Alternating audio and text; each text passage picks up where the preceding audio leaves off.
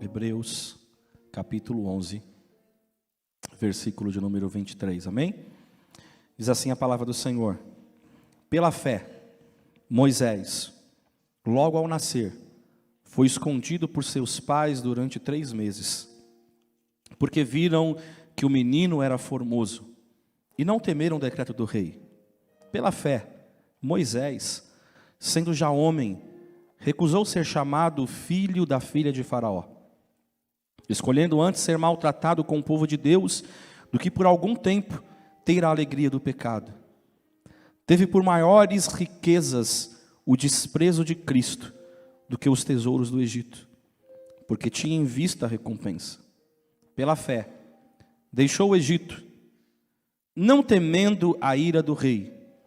Ficou firme porque viu aquele que é invisível. Pela fé, celebrou a Páscoa e a aspersão do sangue, para que o destruidor dos primogênitos não os tocasse. Pela fé, os israelitas atravessaram o Mar Vermelho, como por terra seca. Quando, porém, os egípcios tentaram fazê-lo, se afogaram. Pela fé, caíram os muros de Jericó, depois de rodeados por 7 dias. Pela fé, Raabe, a meretriz, tendo acolhido em paz os espias, não pereceu com os incrédulos. E o que mais direi? Certamente me faltará o tempo para falar de Gideão, de Baraque, de Sansão, de Jefté, de Davi, de Samuel e dos profetas, os quais, pela fé, venceram reinos, praticaram a justiça, alcançaram promessas, fecharam a boca de leões, apagaram a força do fogo, escaparam do fio da espada, da fraqueza tiraram forças, tornaram-se poderosos na batalhas, puseram em fuga exércitos de estrangeiros. Somente até aqui. Pai, nós te louvamos essa noite pela tua palavra, Senhor, que é a maior revelação para o homem e para a mulher. Fala conosco neste momento, Espírito Santo, que nós possamos estar atentos e com os nossos ouvidos sensíveis, Senhor, para ouvir a tua mensagem, os nossos corações abertos para receber, Pai, Senhor, e ouvir a tua voz e entender, Senhor, aquilo que tu tens para as nossas vidas nessa noite. Por isso que não seja eu, mas o teu Espírito Santo a falar conosco, Senhor Jesus. Todos nós precisamos ser ministrados, todos nós precisamos conhecer mais de ti. Por isso fala conosco, é o que nós te pedimos e nós te louvamos em nome de Jesus. Amém. Irmãos, pode sentar. Irmãos, como eu disse, eu quero falar sobre graça. E é quase engraçado ver como as pessoas elas querem moralizar a graça de Deus. É engraçado como as pessoas elas querem dar critérios à graça de Deus. Não é incomum nós encontrarmos cristãos, pessoas que se converteram a Cristo, pessoas que reconheceram que eram pecadoras e elas se prostraram diante de Jesus e reconheceram a Ele como Salvador. Mas ainda é interessante e não é incomum, como eu disse, encontrarmos pessoas que são cristãs, que ainda acreditam que algumas pessoas, que certas pessoas, alguns tipos não devam ser alcançadas por Deus. Alguns tipos de pessoas não devam ter a misericórdia do Senhor. Tem gente que gosta de criar critérios para a graça. Tem gente que não acha justo que Deus, Ele aceite um pecador, que Deus, Ele salve um pecador, Ele salve uma determinada pessoa. Tem crente que tem problemas para admitir o perdão de Deus, em alguns casos. Não é incomum você ouvir, talvez você já ouviu em algum momento da sua vida, pessoas talvez falando assim, mas como assim Deus perdoa? Como assim? Não, mas não seria certo Deus perdoar uma pessoa assim. Não seria, não é justo, não é correto. Quantas vezes a gente já ouviu alguém falar isso? Ou talvez alguém falou isso para você. Talvez você já ouviu algo do tipo. Pessoas que querem trazer um critério para a graça de Deus. Pega, por exemplo, um assassino. Vamos pegar um exemplo que você vai analisar, talvez um melhor exemplo para você analisar agora você mesmo. Vamos pegar um assassino. Uma pessoa que saiu na mídia, que fez um crime hediondo, que cometeu um crime hediondo, dos mais terríveis. Vamos pegar talvez o caso que a gente teve aí alguns anos atrás. O caso da Richthofen, que matou os pais e gerou toda aquela repercussão. Agora, daí se ela se converte, tem aqueles que acham aquilo absurdo. Não, fez isso, agora é crente? Agora vai servir a Deus? Não, isso não é justo, tem que pagar, tem que morrer, tem que fazer isso, tem que acontecer aquilo.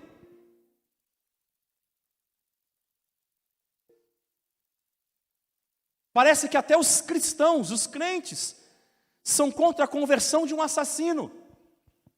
De alguém que fez um delito terrível aos nossos olhos.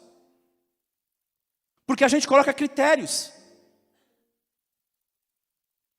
E talvez, quando eu citei esse exemplo para vocês, talvez dentro de você, talvez você fale assim, realmente, eu acho que eu ia pensar bem e falar assim, espera aí, agora é crente? Matou, fez um monte de coisa, mas agora é crente? Agora vai servir, agora ele é servo de Deus.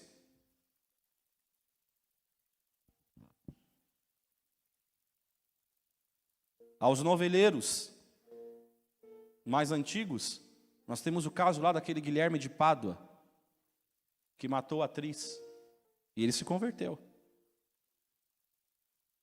Mas eu pergunto, quantas pessoas demonstraram o amor de Deus a ele? Porque nós simplesmente tomamos a dor daquele que foi ferido, e nós colocamos o nosso critério. E nós tomamos o nosso partido, porque nos foi ensinado que nós temos que escolher um lado. E a gente entende aos olhos humanos de que isso é justo, de que isso é correto. E sabe o que a gente faz? A gente exclui. A gente cria critério e fala, não, esse não. Esse não pode.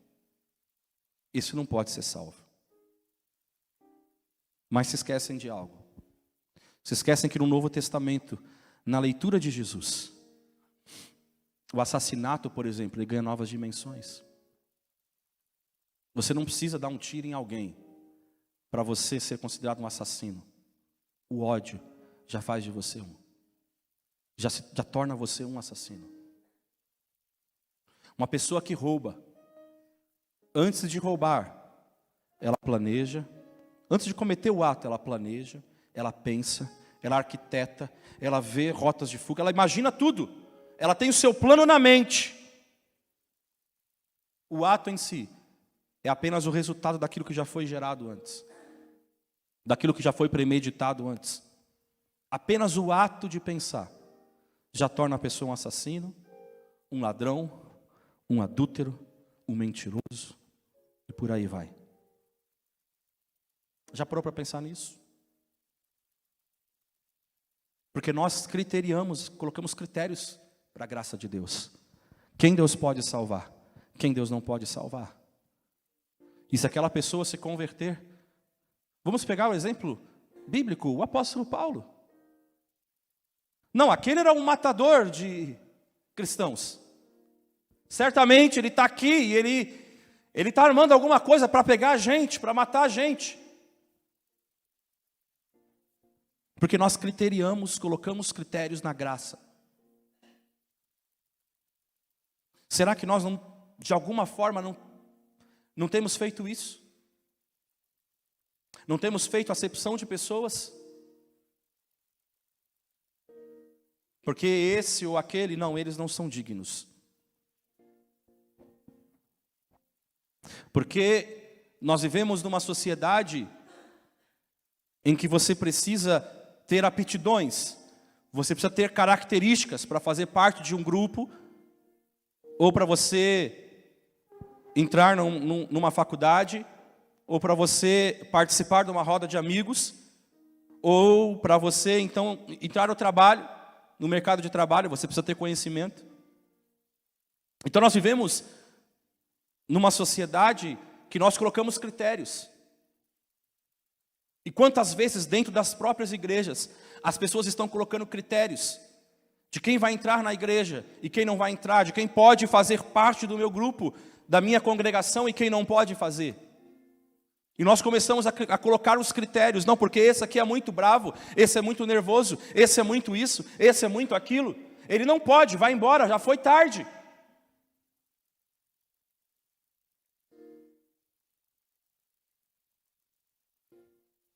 E nós esquecemos do amor. E às vezes a gente acha que na igreja, nós estamos aqui na igreja, então todo mundo é santo. Todo mundo é perfeito, ninguém aqui peca, ninguém aqui erra. Mas nós agimos assim.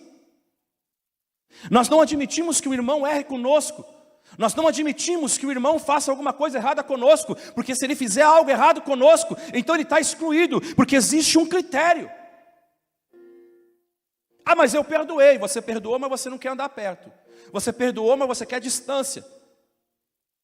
Você faz a sua oração e pede, Senhor, manda um alvará, para que essa pessoa ela mantenha uma distância de mim. Porque nós colocamos critérios. Mas eu pergunto, Deus ele coloca critérios? E talvez uma pergunta possa pairar na sua mente agora. Mas pastor, desse jeito então, quem escapa do pecado? A resposta para você é: ninguém. E é por isso que eu e você, é por isso que nós precisamos de um Salvador.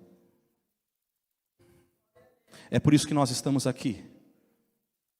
Se você analisar esse texto que nós lemos, de Hebreus,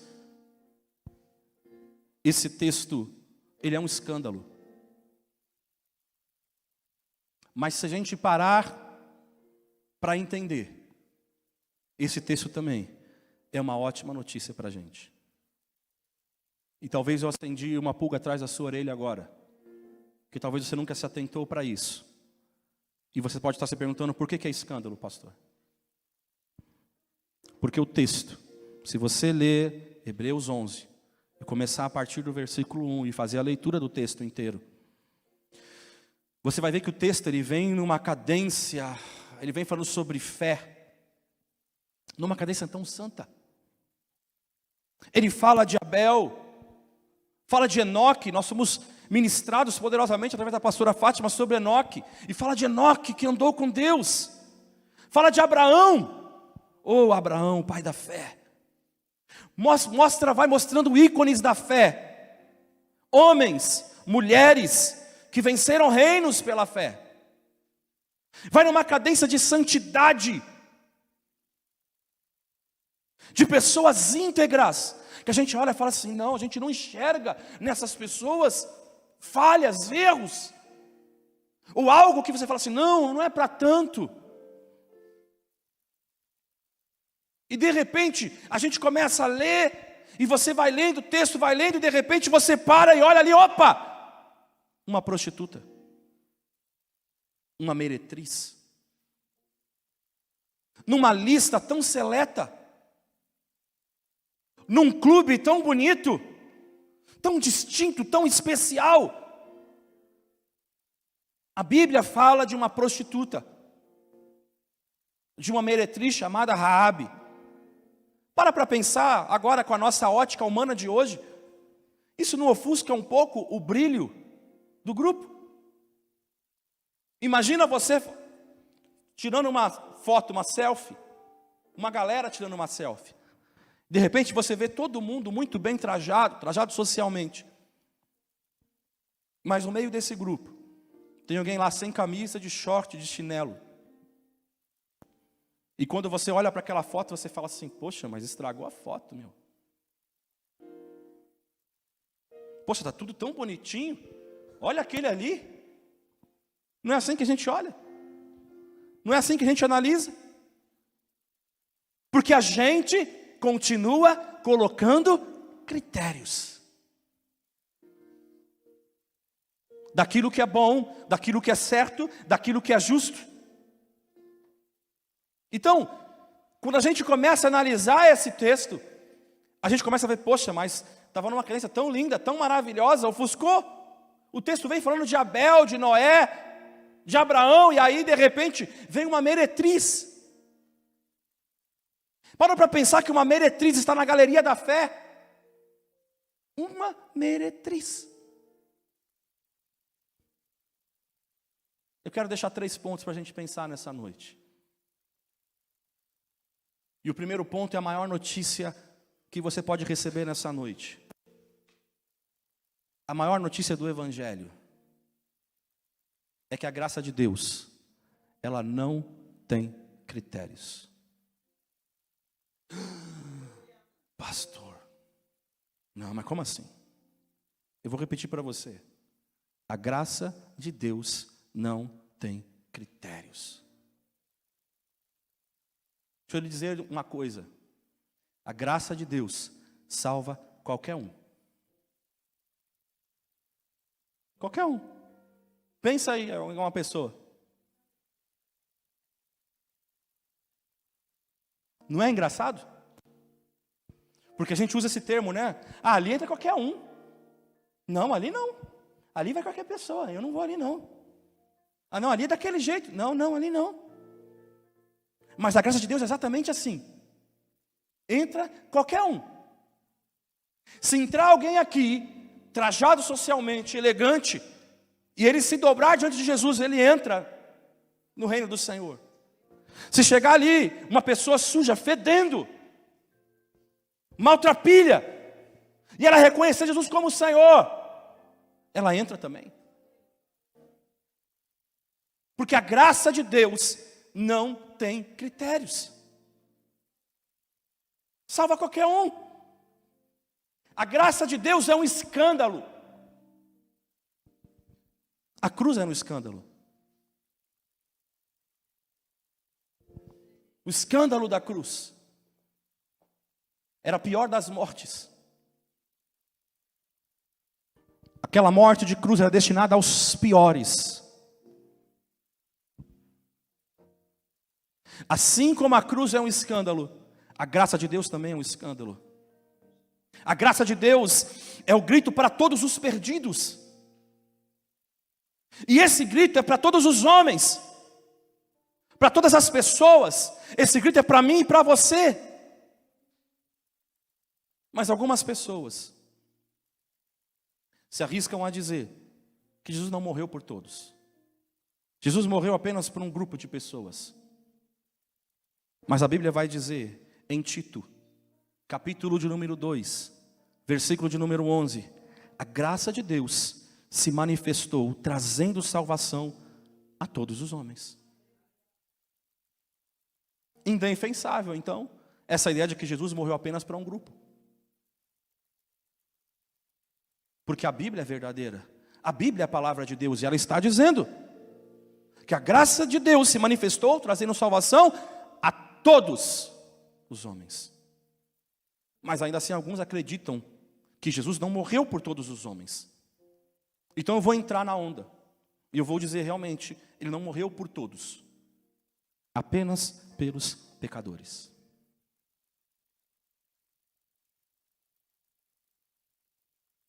Então a gente trabalha de outra forma. Jesus não morreu por todos, ok. Ele morreu apenas pelos pecadores, amém?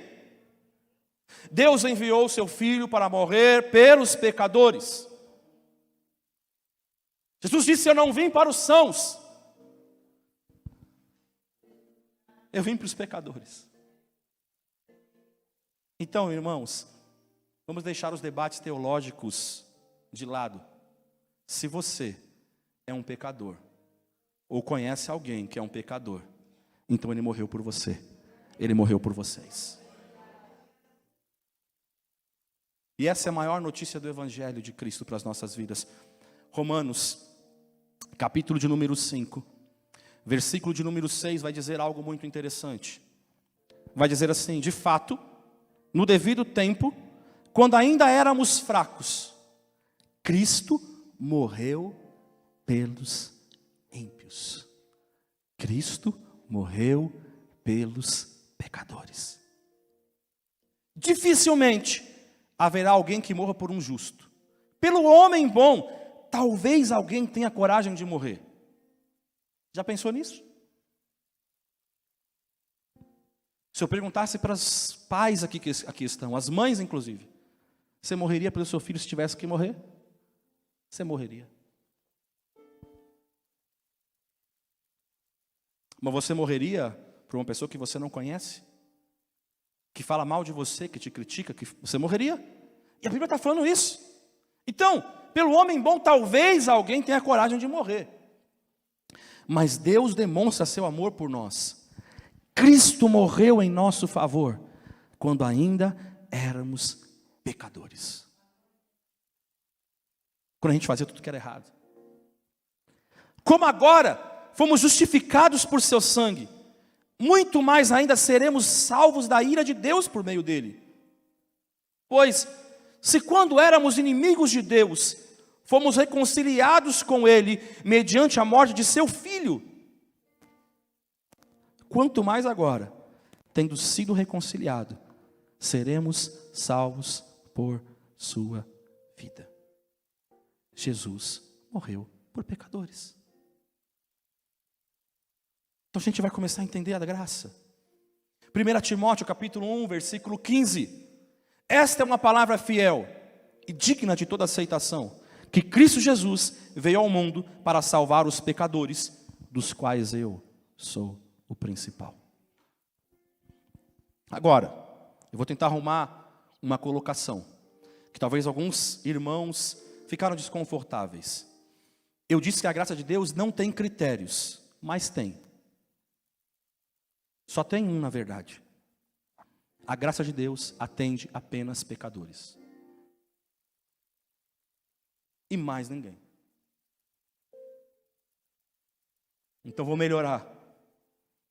Para que vocês não falem, a graça de Deus não tem critério. Tá bom, então eu vou colocar. A graça de Deus tem critério, somente aos pecadores e mais ninguém.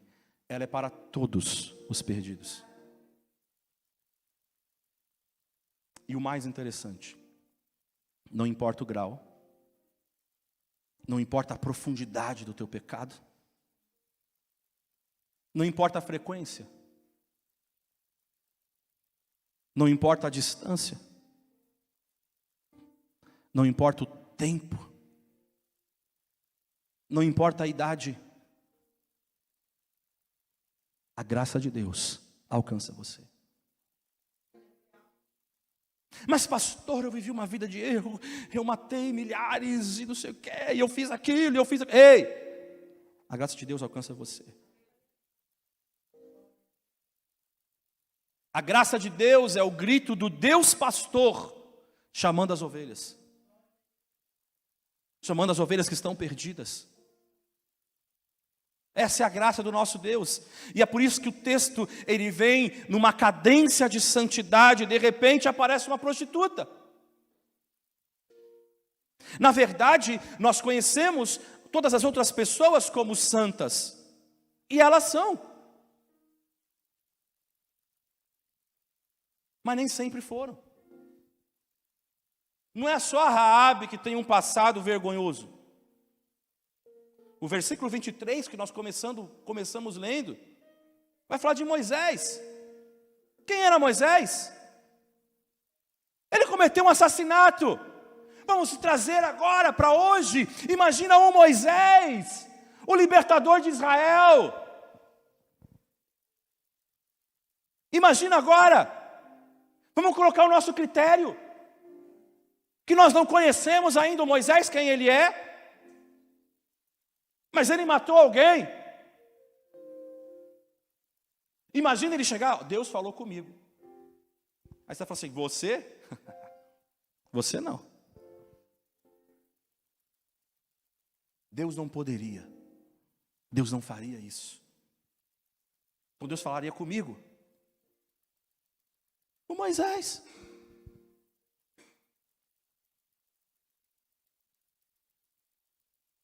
Moisés cometeu um assassinato, ocultou o cadáver.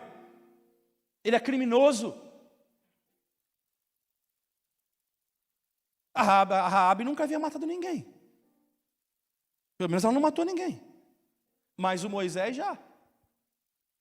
Não é interessante? Traz os heróis da fé do passado para agora. Imagine você viver naquele contexto. Hoje, como você agiria? Você teria critérios? Você teria ressalvas? E é engraçado, o homem que Deus escolheu para revelar e dizer, o não matarás, já havia matado um homem.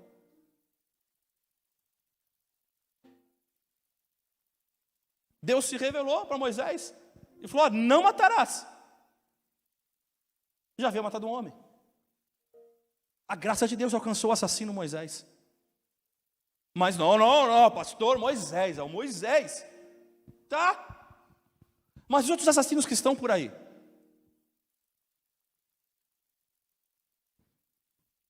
E os drogados, as prostitutas, e as pessoas que vivem em uma vida devassa, eles não podem ser alcançados pelo Senhor. Deus não pode fazer uma obra, porque você ora aqui. A gente ora aqui pela salvação. Mas quando vem as pessoas que precisam receber o amor de Cristo, nós não acolhemos.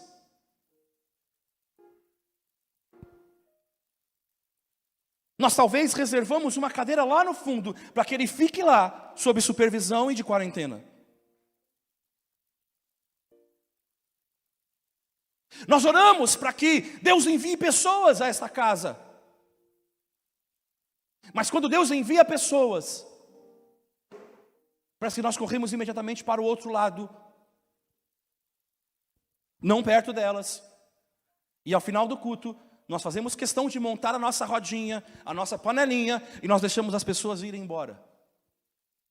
E nós não demonstramos o amor do Senhor, e a gente fala, a gente fala, Deus, envia pessoas, envia Espírito Santo, envia. E aí Deus vai e manda alguém, e aí a gente do tipo, missionária Nelly, a paz do Senhor, minha irmã, tudo bem?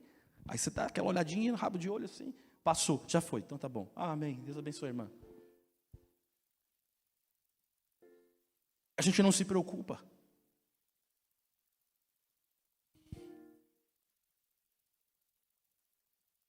Então, eu quero dizer algo para você. Creio que não é o caso de ninguém aqui. Mas talvez você está ouvindo essa mensagem hoje. Se você já matou alguém, a graça de Deus alcança você. A graça de Deus alcançou um mentiroso. Abraão, pai da fé. Não, pastor. Abraão. Gênesis capítulo 12, versículo 3, Abraão vai dizer assim para Sara: diga que é minha irmã, para que me tratem bem por amor a você, e a minha vida seja poupada por sua causa. Então, se você é um mentiroso, quero dizer para você, mentiroso, a graça de Deus alcança você. Ela pode alcançar você. Ela pode mudar a tua história.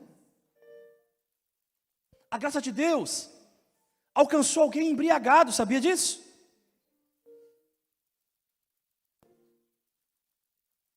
Chamado Noé. Gênesis capítulo 9, versículo 21. Bebeu do vinho, embriagou-se e ficou nu dentro da sua tenda.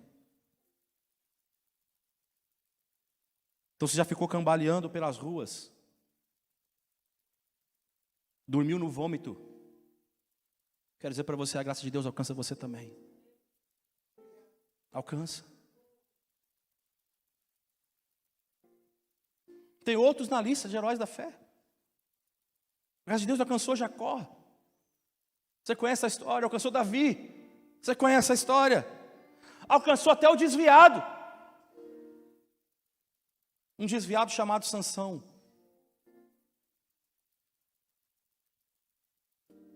Então, nós que estamos aqui, e aqueles que ouviram essa mensagem, eu quero dizer para você nessa noite, neste dia, nesta manhã, nesta tarde, A graça de Deus pode alcançar você. A graça de Deus pode alcançar a tua vida. Jesus morreu pelos pecadores. A graça de Deus é o grito aos pecadores dizendo que existe um jeito de mudar de vida. E Deus quer mudar a tua vida. Deus quer mudar a tua história. E a boa notícia é: a graça de Deus está salvando qualquer um. Como você sabe disso? Alcançou a mim. Alcançou a vocês que estão aqui. Então essa é a boa notícia. Então a gente pode dizer, a gente pode afirmar: se Ele me salvou, Ele salva qualquer um. Mas aí, quando nos encontramos com a graça, a coisa vai mudar agora. Nós não vivemos mais como qualquer um. A graça de Deus, ela alcança qualquer um. Mas quando a gente se encontra com a graça, quando a gente tem um encontro com a graça, nós não vivemos mais como qualquer um. Deus salva qualquer um, isso é fato. E se alguém aqui discordar, é só contar o teu testemunho. Conta o teu testemunho. Conta a tua história. Você vai ver, salva qualquer um. Você e eu éramos pecadores, lembra? Nós éramos. Mas Deus não deixa um salvo viver como qualquer um vive. Ele não deixa. Ele salva aquele que vive de qualquer jeito. Mas a partir do momento que Jesus entra em nossas vidas, a partir do momento que Jesus entra em nossas histórias, Ele não quer que vivamos mais de qualquer jeito. Porque o encontro com Deus é um encontro de transformação. O encontro com Deus é um encontro transformador. Tem gente que está ouvindo agora. Tem gente que está aqui hoje. E pode estar tendo um encontro com a igreja. Ai, a comunidade. Oh, Jesus, glória a Deus. A igreja é uma bênção. Oh, misericórdia. Deus. Oh, Deus, a minha vida está sendo transformada. Ou aquela igreja. Ai, é uma bênção. Então você pode estar tendo um encontro com a igreja hoje. Tem gente que está tendo encontro com uma doutrina. Não, é dessa forma mesmo, é assim que tem que ser. Porque olha, não pode andar dessa forma, não pode viver assim. É assim mesmo, é dessa forma que vive. Tem gente que talvez está tendo encontro com uma possibilidade de vida diferente. Não, agora minha vida vai mudar. Agora vai ser diferente. Porque esta palavra está falando que vai ser diferente. Agora é só vitória, é só vitória, vitória. A prova acabou, a luta foi embora, agora é só vitória, é só vitória, é só vitória. Mas quando encontro com Deus de verdade, os joelhos se dobram. Quando o encontro é com Deus, os joelhos se dobram. Quando você encontra com Deus, você não consegue ficar em pé e você fala: Senhor, eu preciso me prostrar diante da tua grandeza. Eu preciso. Quando Pedro se encontra com Jesus ali na praia, e Jesus ali, ele traz aquela pesca maravilhosa. Pedro se ajoelha diante de Jesus: afasta de mim que eu sou pecador, afasta de mim. Se afasta. Quando a gente se encontra com Deus, de verdade, os nossos joelhos se dobram. A Bíblia diz que os espias, eles foram a Jericó para espiar a terra. E é claro que a casa de uma prostituta não levantaria muitas suspeitas. Uma prostituta, uma meretriz. Muitos homens entram ali, passam, ficam e vão embora. Mas Raabe viu alguma coisa diferente neles. E através deles, da vida deles, ela teve um encontro com Deus. Às vezes você não precisa falar, já foi ministrado isso aqui. Vai ter situações que você não precisa nem abrir a tua boca. Mas só a sua presença já traz transformação para as pessoas. Só o fato de você estar ali, de você entrar no recinto, já traz transformação, porque você é luz. E quando a luz entra, ela revela a situação que nós vivemos, as trevas que nós estamos. Quando a luz entra, nós encontramos realmente e conseguimos enxergar quem nós somos de verdade. E de uma forma tão poderosa, Raabe foi tocada pela graça de Deus, pela misericórdia de Deus. E ela abre a sua boca em confissão. Josué capítulo 2, versículo de número 8. Raabe, ela vai dizer assim: antes dos espiões se deitarem, Raabe subiu ao terraço e lhes disse: sei que o Senhor lhes deu esta terra. Vocês nos causaram um medo terrível, e todos os habitantes desta terra estão apavorados por causa de vocês. Pois temos ouvido como o Senhor secou as águas do Mar Vermelho perante vocês quando saíram do Egito. E o que vocês fizeram a leste do Jordão com Seom e Og, os 2 reis amorreus que aniquilaram. Quando soubemos disso, o povo desanimou-se completamente, e por causa de vocês, todos perderam a coragem, pois o Senhor, o seu Deus, é Deus em cima nos céus e embaixo na terra. Olha o que ela disse. Ela está se prostrando diante de Deus, não é de uma junção de pessoas. É diante do Deus Altíssimo. E quando eu conversava com a minha esposa sobre esta palavra, ela me disse algo que eu falei, poxa, é verdade. Ela fez uma pergunta para mim e eu fiquei meio assim, né? Tá. Qual que foi a conquista do povo? A primeira conquista do povo. Depois, quando eles estão saindo, quando eles saem do deserto. Aí eu falei assim, bom, saiu do deserto, tal, Josué, a gente vai lá, Jericó, tem Ai. Ela falou assim, a primeira conquista foi Raabe. Alguém que se converteu a Deus. É o Senhor já mostrando a misericórdia sobre as nossas vidas. Gentios. Gentil. Não era o povo escolhido. Mas a graça de Deus já estava sendo revelada ali. A misericórdia do Pai já estava sendo revelada ali. Raabe é a primeira conquista do povo de Israel.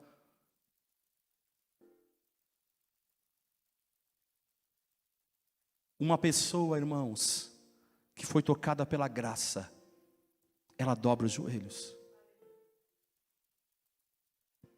Uma pessoa que foi alcançada pela fé, ela se rende completamente. Uma pessoa que foi alcançada, ela entrega tudo. Tudo. Um pecador alcançado por Deus, guarde isso. Um pecador alcançado pela graça de Deus, ele não fala utilizando de expressões, de justificativas, para não se render completamente. Ele não utiliza conjunções do tipo, mas porém, contudo, todavia, apesar, entretanto, mesmo assim, no entanto, não obstante, ele não usa. Porque um pecador alcançado é um pecador que se rendeu completamente. E um pecador que se rendeu completamente é alguém que se dobrou diante de Deus e confessou Jesus Cristo como Senhor de sua vida. Mas nós nos tornamos criteriosos até para o perdão, até para o reconhecimento da nossa culpa, até para nós nos rendermos. E nós conversávamos isso com os homens ontem. Às vezes as situações que vêm no casamento, por exemplo, é porque o homem e a mulher estão se chocando. E nós esquecemos que nós somos pecadores. Nós temos que olhar para dentro de nós. Analise esse homem a si mesmo. E a gente fala assim, opa, eu errei. Mas sabe o que a gente faz? Mas ele errou também. Mas ele errou, eu errei porque ele fez aquilo. Eu errei porque ela fez aquilo. Mas deixa eu te fazer uma pergunta, você não errou? Então confessa. Porque as nossas atitudes, os nossos atos, não dependem de alguém. As nossas atitudes ou atos dependem do nosso Senhor. E Ele fez tudo por nós. Se nós entendemos que o Senhor, Ele é o centro, que o Senhor é a luz que nos ilumina para que nós transmitamos a felicidade, então Ele é o único canal para as nossas vidas. A gente não depende de pessoas que estão à nossa volta, para dizer a nossa conduta de vida, para dizer como que nós vamos reagir ou agir numa situação, porque nós temos o maior exemplo que é Jesus Cristo, nosso Senhor. Então não existe essa história do tipo, eu fiz isso porque você fez aquilo. Se você fez, confesse e deixe. Mas muitas vezes nós estamos cheios de nós mesmos, e nós não queremos admitir isso. Nós só queremos pedir perdão a partir do momento que o outro peça perdão primeiro para a gente. Quando nós devemos ser o primeiro a reconhecer e falar, esse erro é meu e eu assumo. E ponto final. Me perdoa. Mas se o outro não pedir perdão para mim? Eu sei quem eu sou. Porque eu não dependo de alguém para dizer como eu vou conduzir, como eu vou andar. Eu dependo de Cristo. Eu vivo pela fé.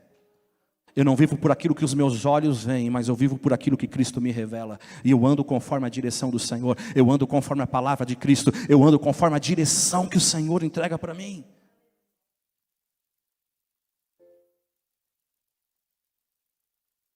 Para uma prostituta parar de fazer programa, mexe com toda a estrutura financeira da sua vida. Para pensar um pouquinho. Aquilo era a vida dela. Eu não estou entrando no ponto de ser errado. Eu estou falando que aquilo era o meio de vida dela. Mas tem crente que não larga. Ela largou a vida dela. Tem crente que quer parar de pecar, sabe como? Pecando. Não, eu quero parar de pecar. Mas ele continua pecando. Quer parar de fumar? Fumando. Aí você vai falar com a pessoa, não, eu quero parar. Mas ele continua fumando. Quer parar de beber? Bebendo. Quer ser cheio do Espírito Santo? Em pecado. Não quero ser cheio do Espírito Santo, mas está com a vida toda errada. Eu quero ser usado por Deus, mas eu não consigo abandonar o mundo. Eu não consigo abandonar os prazeres do mundo. Eu não consigo dizer não para os impulsos da minha carne, mas eu quero ser cheio do Espírito Santo. A conversão bíblica é aquela que mexe em toda a estrutura do convertido. Essa é a conversão. A conversão muda o jeito que a gente vive. Muda o jeito que a gente se relaciona. A conversão, ela muda o jeito que a gente ama. A gente não tem mais critério também. Não tem. Muda o jeito que a gente resolve problemas. Muda o jeito que a gente administra os nossos recursos, aquilo que vem à nossa mão. A gente já não gasta de qualquer forma, de qualquer jeito. Muda o jeito como a gente discute um problema. Muda o jeito como a gente vive. Muda tudo. E se não mudou ainda, irmão, se não mudou ainda, irmã, então eu vou falar uma coisa que pode doer em você, mas é para que você encontre a graça de Deus hoje na tua vida verdadeiramente. Você ainda não se converteu de verdade. Pedro achava que era convertido. Pedro andava com Jesus, 3 anos caminhando com Jesus, vendo os sinais, vendo as maravilhas, vendo os ensinamentos que ele trazia. Mas Jesus falou, olha Pedro, Satanás pediu para peneirar a sua vida. E Jesus vai falar o quê? Eu intercedi por você. E quando te converterdes, cara, eu fico imaginando, imagina Jesus falando isso para a gente. Fala, Jesus, espera aí, eu estou andando com você, você está falando para mim quando eu me converter? Eu estou com o Senhor. Eu vou morrer pelo Senhor se for preciso. 3 anos andando com o próprio Jesus. Então, irmão,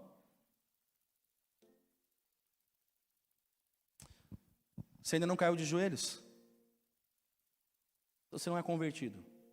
Vou dizer para você, dura essa palavra. Ainda não chorou? Não é convertido. Ainda não confessou? Ainda não abriu os braços e falou, vem, como a gente cantou? Eu já coloquei as minhas vestes, e eu estou só te esperando, vem. Ainda não disse as palavras. Ainda falta uma confissão. Você já fez? Porque às vezes a gente fala assim, não, eu sou de Jesus. Eu sou de Jesus. Eu sou de Jesus. Sou de Jesus. Mas você se converteu? Você já confessou Jesus Cristo como o Senhor da sua vida? Você já disse isso publicamente? Então você não se converteu. Porque hoje é fácil. Hoje está na moda o gospel. Vamos cantar, todo mundo junto. É música sacra. Então a gente escuta, faz bem, calma. Ah, tá bom. Sou de Jesus também. Oh, sou de Jesus. Se não mudou ainda, então Deus está falando para você hoje, a graça está aqui, diante de você. Mas Raabe, ela conheceu a graça de Deus, sendo uma prostituta. Ela era uma qualquer. Não é assim que a gente fala? É uma qualquer. Ela era uma qualquer. Mas ao se converter, ela deixou de ser qualquer uma e mudou radicalmente de vida. Quer a prova? Mateus, capítulo 1, versículo 1. E gerou, e gerou, e gerou, e gerou, e gerou. A gente até pula, né? Na hora que a gente vai fazer a leitura da Bíblia, a gente está estudando a Bíblia, a gente vai ler o nosso plano de leitura bíblica. Ai, estou tão cansado, e gerou, e gerou. Nossa, tem uma página de gerar. Ah, gerou, deixa todo mundo gerar aí. Não vai me agregar nada. Aí, Mateus capítulo 1, versículo 1 vai dizer assim. Livro da geração de Jesus Cristo, filho de Davi, filho de Abraão. Abraão gerou Isaque. Isaque gerou a Jacó. E Jacó gerou a Judá e a seus irmãos. E Judá gerou de Tamar a Pérez e a Zerá. E Pérez gerou a Esrom. E Esrom gerou a Arão. E Arão gerou a Aminadab.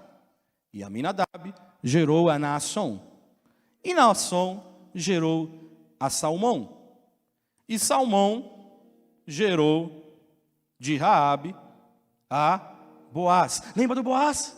Lembra da história de Ruth, Noemi? Lembra? Lembra? A Ruth perdeu o marido. E aí, Noemi falou assim, fica aí, Ruth, fica aí. Não, não. Aonde quer que você for, eu irei. O teu Deus é o meu Deus. Fica aí, Ruth. Não, não. Eu conheci esse Deus, o meu Deus é o teu Deus. Aí Ruth vai com Noemi para Belém, para a casa do pão. E Boaz gerou de Ruth a Obed. E Obed gerou a Jessé. E Jessé gerou o rei Davi. Ela mudou radicalmente de vida. Ela se casou. Ela não é mais uma meretriz. Ela se casou com Salmão.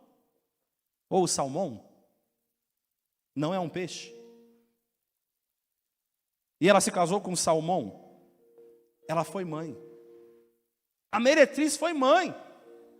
Foi mãe de Boaz. Quando Boaz se casou com Ruth, ela se tornou o quê? Sogra de Ruth. Ela se tornou avó de Obed. Agora eu vou pegar os irmãos. Bisavó de Jessé. Tataravó de Davi. Cara, através dela, Deus estava preparando a linhagem de Davi. Que de tabela é a linhagem de Jesus. A graça já está inserida na genealogia de Jesus. Não é só judeus. São gentios também. Jesus falou, eu vou passar em Samaria. Eu vou passar nos samaritanos, porque a minha graça vai alcançar. Jesus vai falar assim, os samaritanos eu não precisei nem curar aqui, para eles receberem, para eles me ouvirem.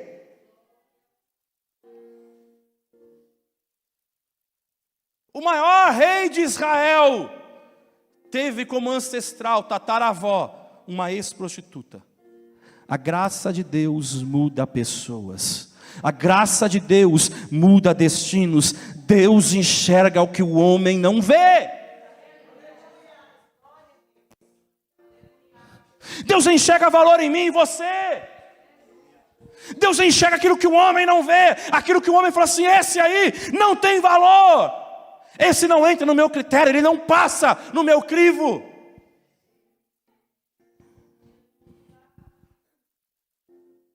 E o Senhor fala isso para Samuel. Samuel, vou ungir um rei, um novo rei em Israel. Oh Deus, deixa comigo. E ele vai lá. E quando ele vê o irmão mais velho de Davi, não, é Eliabe. Esse é o cara. Olha aí. Olha lá. Alto, forte, lindo, robusto. Queixo para cima. Olhar para cima, esse é o cara. E Deus vai falar para Samuel, eu não vejo como o homem vê. E Deus está falando, eu não vejo como o homem vê. Talvez as pessoas te vejam de uma forma, mas Deus está falando para você hoje. Deus está falando para você aqui. Eu não vejo você como o homem te vê, como a mulher te vê, como o teu chefe te vê, como o teu amigo te vê, como os teus pais te veem. Eu sou Deus e eu te enxergo. Eu vejo o teu valor. Akandabashuri kiribalabashai. E Ele muda destinos. Por último, irmãos, para a gente encerrar. As promessas de Deus são exclusivas para os filhos. Muita gente reivindica. Eu quero as promessas de Deus. As promessas de Deus, as promessas de Deus. Porque Deus prometeu, porque Deus prometeu, porque Deus fez, porque aconteceu. Mas se esquecem de ler as letras miúdas. A gente esquece de letras miúdas, né? A gente só vai naquilo que é importante para a gente. Quando a gente está comprando um bem, a gente não quer nem saber das letras miúdas. A gente só quer assinar para pegar o negócio logo e vamos embora. Vamos curtir. Eles leem, por exemplo, Deuteronômio 28. Mas só a parte das coisas só as partes boas, né? Bendito isto, bendito aquilo, bendito, bendito, bendito. Oh, eu sou bendito. Mas se esquece como que começa o versículo 1 de Deuteronômio 28. Que vai falar assim, atentamente, obedeceres à voz do Senhor teu Deus, tendo cuidado de guardar todos os seus mandamentos que hoje te ordeno. O que isso quer dizer? As promessas de Deus são exclusivas para aqueles que obedecem. Atos capítulo 5, versículo 32. E nós somos testemunhas destas coisas, nós e também o Espírito Santo, que Deus deu àqueles que lhe obedecem. Se você obedece, você tem o Espírito Santo sobre a tua vida. Então as promessas do Senhor são para aqueles que verdadeiramente se rendem e obedecem a Deus. Raabe se tornou uma filha de Deus, sabe por quê? Porque ela confessou, porque ela se entregou, porque ela mudou de vida. As pessoas, elas querem só os resultados, mas não querem mudar de vida. As pessoas querem o cumprimento das promessas, mas não querem percorrer o caminho para as promessas elas aconteçam. Não, porque Deus prometeu que Ele vai fazer.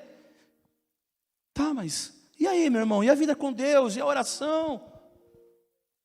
E o temor? E dobrar os seus joelhos? E aí?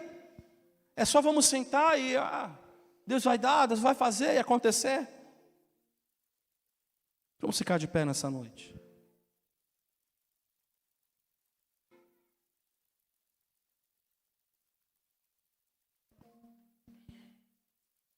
A graça de Deus está aberta nessa noite. A graça de Deus está aberta para mim e para você. E Deus está falando para você hoje. Não importa onde você esteve. Ou o que você fez. Não importa. Porque os nossos pecados, o Senhor lança no mar do esquecimento. Então não importa onde você esteve. Não importa o que você fez até agora. A graça de Deus pode alcançar você. se você permitir. Um dia, outro livro será aberto. Hoje abrimos um livro da Bíblia e nós lemos, nós fizemos a leitura, mas um dia outro livro será aberto.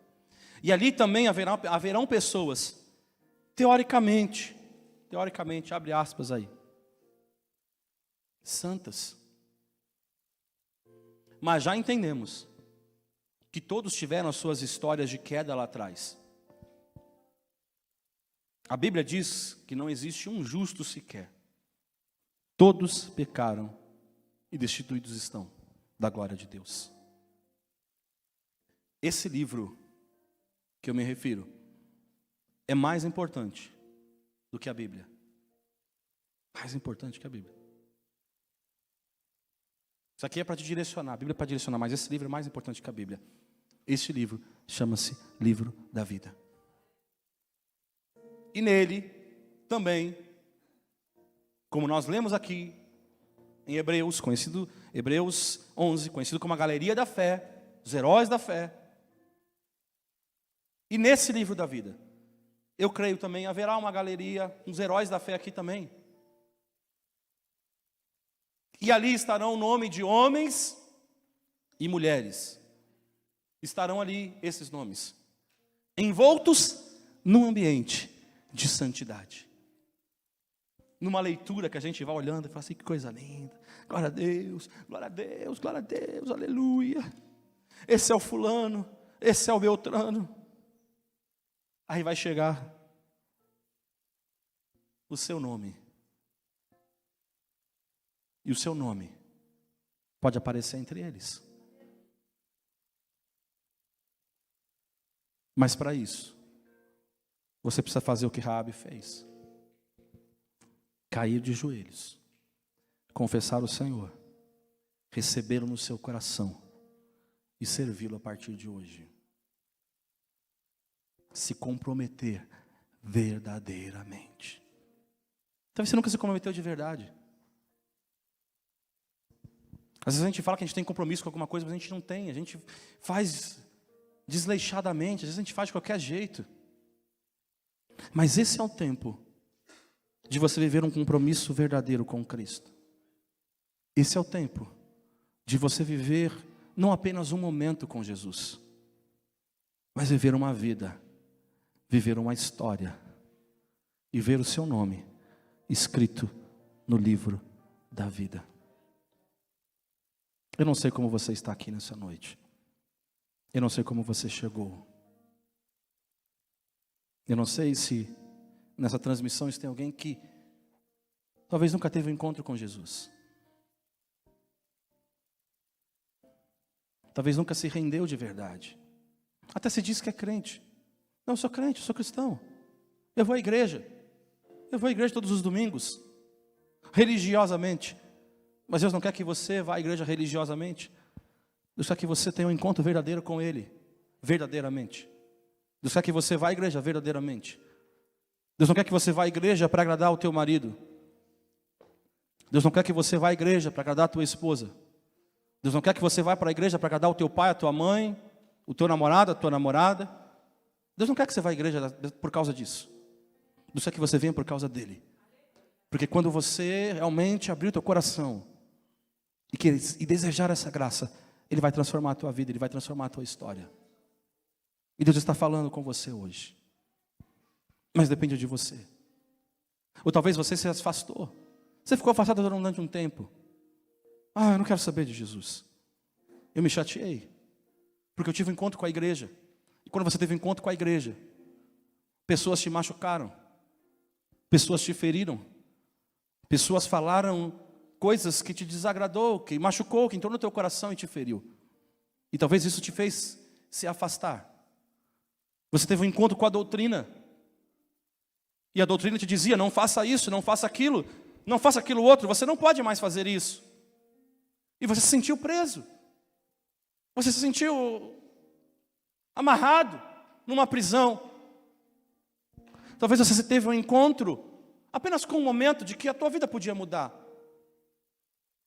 Mas Jesus está falando para você, filho, Hoje eu quero ter encontro com você de verdade. Eu quero me encontrar com você de verdade. Se tem alguém aqui nessa noite, eu quero convidar você a vir à frente. Porque Deus quer colocar o teu nome no livro da vida. Porque Deus quer mudar a tua história. Mas você precisa confessar. A Bíblia diz: aquele que confessa e deixa, alcança a misericórdia. Mas o passo e a coragem é somente sua. A graça de Deus, ela está diante de você nessa noite. Você que está ouvindo essa transmissão está diante de você. Você que está aqui. Mas eu volto a dizer, talvez você diz: eu sou crente, sou cristão, sou evangélico, eu vou na igreja. Mas você ainda não confessou. Você ainda não se prostrou. Deus está dando essa oportunidade para você. Deus está querendo te vestir com vestes santas. Deus quer mudar a tua história. Deus quer mudar a tua vida. Por isso, se tem alguém aqui, eu sei que Deus está falando com pessoas. Raabe, ela teve a coragem de mudar de vida e falar: eu não quero mais essa vida para mim. Porque eu ouvi falar de um Deus, que é Deus sobre a terra, debaixo da terra, sobre os céus. Ele é Senhor.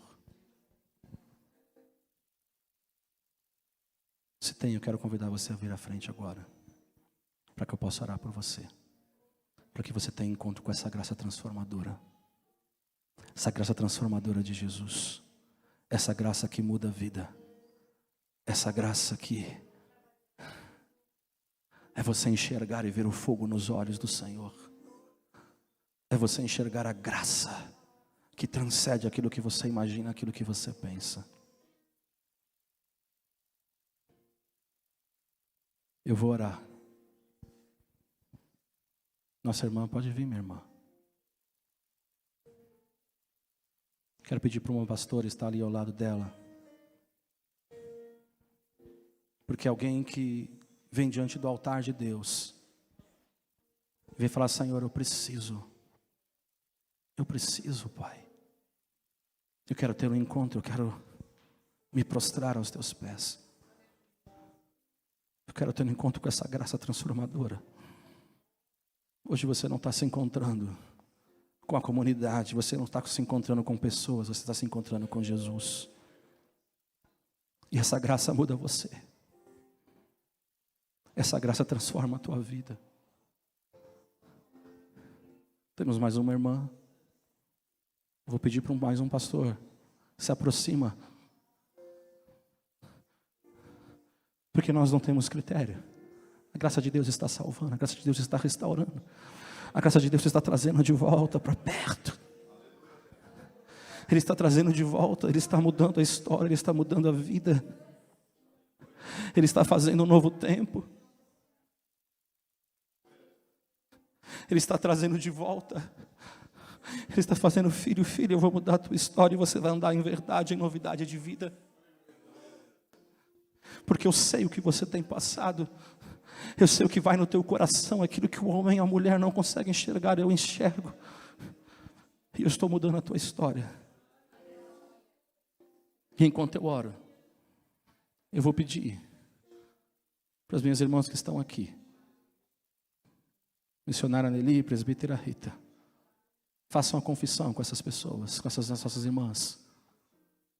Vidas que hoje estão se encontrando, reencontrando a graça. Entendem e falam: Senhor, eu não posso viver de qualquer forma. Eu não posso viver de qualquer jeito. Eu me prostro, eu me rendo, eu me coloco de joelhos, porque hoje eu não me encontro com uma igreja, hoje eu me encontro com Cristo. Hoje eu me encontro com a presença dEle e eu vou viver em novidade de vida. Eu vou viver a graça transformadora, porque eu sei o meu nome, o Senhor está escrevendo no livro da vida. O Senhor está escrevendo lá, Senhor, e quando Senhor estiver andando, passando pelas pessoas, o meu nome vai estar ali, o meu nome vai estar escrito. Eu verei e eu me alegrarei naquele dia. E talvez eu vou falar: Senhor, mas Senhor, como o Senhor é misericordioso, porque eu era tão mal, eu falhava tanto, eu tinha tanto pecado. Senhor, obrigado pela tua misericórdia. Mas ele vai falar: filha, eu não lembro disso que você está falando. Eu não lembro, porque a minha graça, o escândalo da cruz, já levou os teus pecados. Vinde benditos do meu Pai. Pai, nessa noite, o céu está em festa, Senhor Jesus, porque vidas, Senhor, estão diante da tua presença, diante do teu altar, Senhor Jesus, e hoje estão aqui, Senhor, dizendo, confessando, que talvez se desviaram, que talvez olharam para trás, Senhor Jesus, talvez nunca tiveram um encontro verdadeiro contigo, mas nessa noite, Senhor Jesus, elas confessam o Senhor como o único Salvador, elas se reconciliam contigo, elas confessam diante, Senhor, deste altar, Senhor, diante das vidas que estão aqui, dos irmãos que aqui estão, Senhor Jesus, elas se humilham diante de Ti, falam como Raabe: eu reconheço a esse Deus, esse Senhor, e eu me afastei por medo, por circunstâncias, por problemas, eu não conheci, eu simplesmente vim e achava que estava tudo certo, mas hoje eu reconheço, Jesus Cristo é o Senhor da minha vida. Muda essa história. Muda, Senhor, a partir desse dia. Muda a partir desse momento, Senhor. Que essas irmãs, Senhor, elas tenham um encontro verdadeiro contigo, Senhor. Elas não estão se encontrando com uma doutrina, com uma igreja, Senhor, com um estilo. Elas estão se encontrando com Cristo. Elas estão se encontrando com a verdade. E o Senhor disse: eu sou o caminho, eu sou a verdade, eu sou a vida. Por isso, nessa noite, Espírito Santo, que estas irmãs sejam cheias da tua glória agora, sejam revestidas, e que as lamparinas das tuas filhas, Senhor, venham se acender nessa noite. Senhor, que o Senhor, Pai, Senhor, bata agora, Senhor, e que elas abram, para que o Senhor venha entrar, Espírito Santo. Por isso, nessa noite, Deus, renova, Deus, enche com o teu Espírito Santo, Deus, enche com a tua glória, que elas se alegrem em Ti agora, porque o nome delas não está arriscado, mas o nome delas está escrito com marcas de sangue, com marcas, Senhor, de alguém que pagou um alto preço na cruz do Calvário, Senhor Jesus, e que dizem: Senhor, mora aqui, Senhor, pode morar aqui no meu coração, mora, Senhor, eu abro para que o Senhor entra, eu abro, Senhor, para que o Senhor mude, Senhor, porque eu mudo as minhas vestes diante de Ti. Por isso, Senhor, abençoa essas irmãs, renova agora, derrama o teu Espírito Santo, toma elas em teus braços, que elas sintam agora o teu fogo, a tua presença, Senhor Jesus, em nome de Jesus, amém.